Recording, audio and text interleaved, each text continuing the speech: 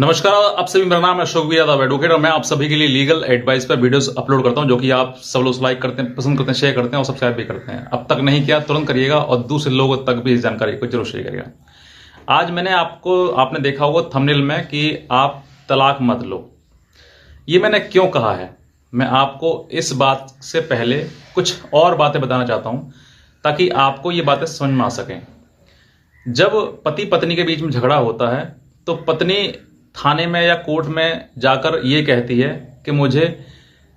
दान दहेज की मांग करी, मुझसे दहेज की मांग करते हैं और मुझे घर से बाहर निकालते हैं और वो दूसरी शादी करना चाहते हैं, यानी कि मुझे रखना नहीं चाहते हैं। ये बात पत्नी अपने हर मुकदमे में कहती है, चाहे वो मेंटेनेंस का मुकदमा हो, 498A का हो या 12 DB यानी कि 12 DB घरेलू हिंसा का हो।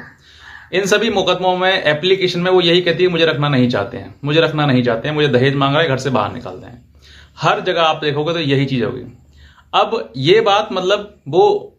जो झगड़ा है वो यही है कि घर में नहीं रखना, चाहे वो उसके पीछे कारण ये हो, चाहे वो खुद नहीं रहना चाहती हो या खुद उस पर रहना नहीं आ रहा हो, लेकिन फिर भी आरोप यही लगेगा कि वो मुझे रखना नहीं चाहता है, वो दूसरी शादी करना चाहता है।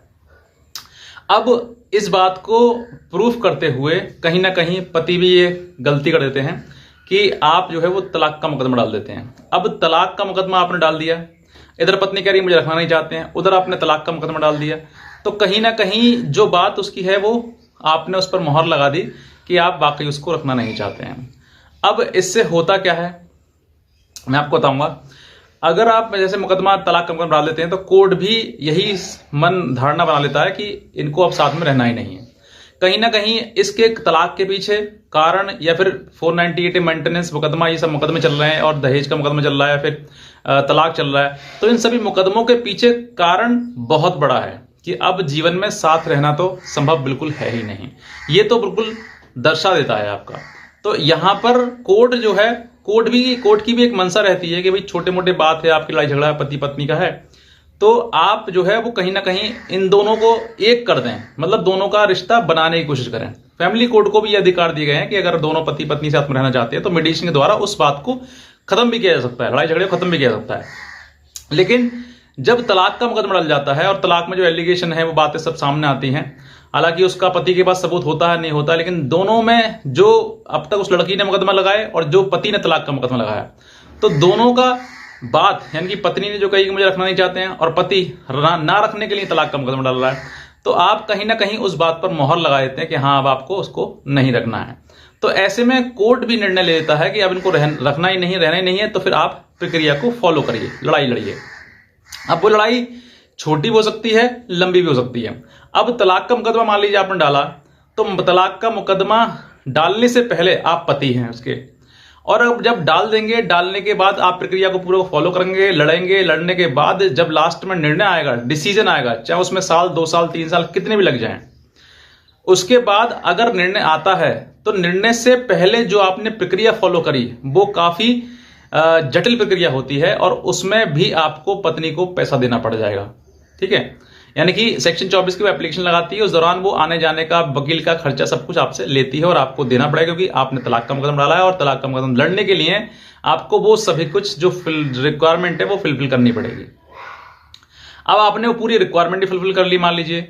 पूरा मुकदमा भी लड़ लिया, लास्ट में डिसीजन जो है वो कहीं ना कहीं आप फेल हो गए, आप प्रूफ नहीं कर पाए उसकी क्रूएल्टी, और आपका डिसीजन जो तलाक का मुकदमा है वो पूरा खारिज हो गया। अब इन सब चीजों से फर्क क्या पड़ा, खारिज हो गया, आज भी आप पति बने रहे उसके।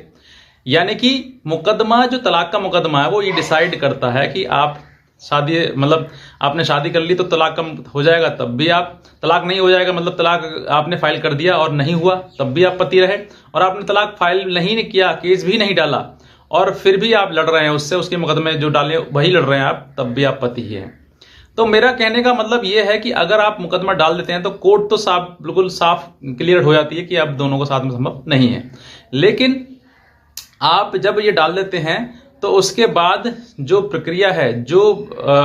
एक तलाक का मुकदमा है वो आपको लड़ना पड़ेगा, और लड़ने में काफी उसमें पैसा आपका खर्च होगा, और वो खर्च पैसा जो है वो बाद में अगर आपके पक्ष में आ गया तो भी, मैं कहता हूं पक्ष में आएगा तो आप, कभी कभी ऐसा होता है कि कोर्ट भी आप पे कोई कॉस्ट लगा देती है कि आप इतना पैसा उसको दो तब आपका तलाक होगा, कंडीशनल मतलब तलाक डाइवोर्स जो है, और अब वरना डिसमिस कर देती है या फिर पूरा विदाउट आपका जो पैसा है, मनी है, उनको भी अलाउ कर देती है, मतलब कंडीशनली डायरेक्ट अलाउ भी कर देती है कि आपको डाइवोर्स दिया था। अब जहां पर मोस्टली कहां पर डाइवोर्स ज्यादा अलाउ होते हैं, जहां पर कि पत्नी मना कर देती है कि मुझे साथ नहीं रहना है उसके, तो डाइवोर्स का तो प्रोविजन बन गया, प्रावधान बन गया कि हाँ जब रहना ही नहीं साथ में तो कोर्ट को भी मंजूर रहता है कि हाँ तलाक दिया जाए इसको, क्योंकि ये खुद रहने के लिए मना कर रही है। तो ऐसे समय पर आपको खुद सोचना है कि मेरी पत्नी मना कर रही है या फिर वो रहने को जिद कर रही है साथ में, और आपके साथ में आपको अगर आपके साथ जिद कर रही है तो आप उसको रख लीजिए, और नहीं रखना है तो कारण बताइए, स्पष्टीकरण दीजिए कि हाँ ये कारण है, इसी कारण वजह से हम नहीं रह सकते। क्योंकि हाल फिलहाल में ही एक ऐसा मतलब केस सामने आया कि दोनों पत्नी ने मुकदमे कर दिए, पत्नी जबरदस्ती साथ में रहना चाहती थी उसके, और पति पत्नी दोनों साथ में रहने लगे। फिर उन्होंने सोचा ठीक है